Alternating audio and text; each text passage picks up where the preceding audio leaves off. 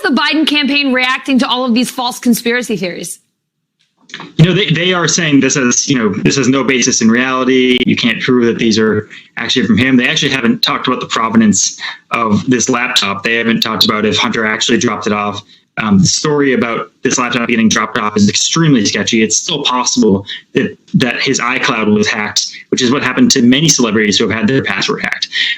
So they haven't said much at all about it. They are trying to move past this thing. They're saying that this is Russian disinformation. This was going around the Russian dark web, which is potentially true. We don't know that yet, but they're saying a bunch of intelligence officials point to this being Russian disinformation. So Fox is a producer of this serialized drama, but there are big questions about who might have created this show. And that's what's probably most important here. CNN reported on Friday that U.S. authorities are seeing if those emails we just talked about are connected to an ongoing Russian disinformation effort. Now, we already know some of the American producers of this drama because the New York Post says it was tipped off to the existence of the emails by Steve Bannon. Steve Bannon. Then Rudy Giuliani gave the Post a copy of a hard drive containing the emails. Now here's where it gets even weirder. The Post claimed that the emails were found on a laptop computer that was brought to a repair shop in Delaware in the spring of 2019. And a shop employee saw the emails and then was worried about getting in trouble or getting in danger, and he made copies of them. There's a lot about this story that does not add up. And the employee has not helped matters. He has contradicted himself in interviews with reporters.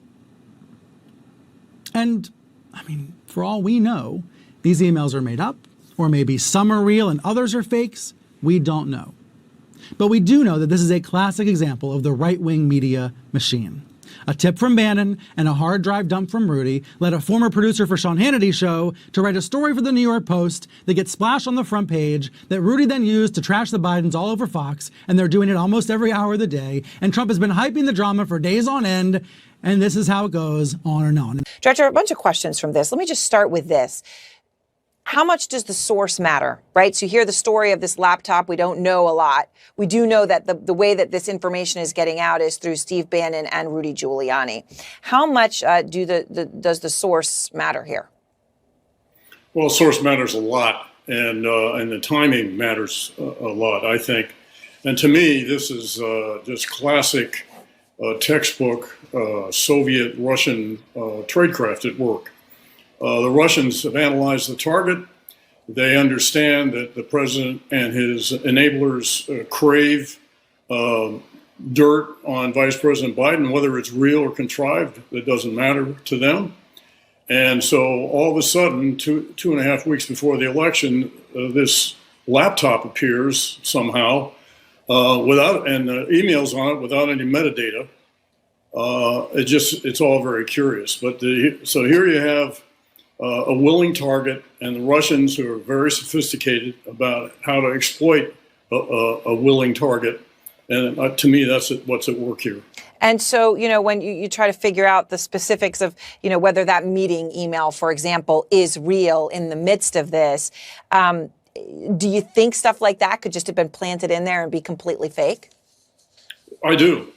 I think the emails could be contrived, particularly since, as I understand it from what I've read, they appear without any metadata. That is, from, to, and any technical data, at least immediately evident. Now, if this computer is in the hands of the FBI, they have obviously excellent, sophisticated technical and forensic analytic capabilities, and I think they'll be able to sort it out, whether this is genuine or not. But it's all pretty curious, given, again, 2.5 weeks out from the election. Experts say it has all the hallmarks of information laundering and all the headaches of 2016. I have nothing to say about WikiLeaks. Back then, it was Clinton campaign chairman John Podesta whose emails were stolen and then dribbled out in the last month of the race. This time, it's a tabloid newspaper dribbling out emails, purportedly swiped from Vice President Joe Biden's son.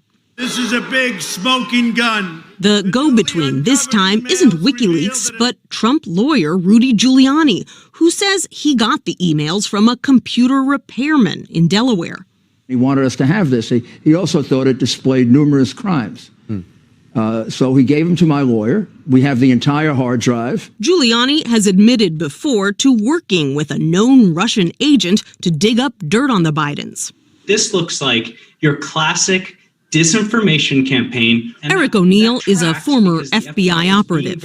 Steal the information with a cyber attack, get the emails from Hunter Biden's account, and then put them on these laptops that are left at a repair store. And that's how the information is now laundered into the public. Who do you think is behind this? Well, the Russians would be my number one guess, if I had to guess. Another echo of 2016, though this time social media outlets were quick to limit the spread of the story. Twitter briefly suspending the accounts of the Trump campaign and White House press secretary after they tried to share it.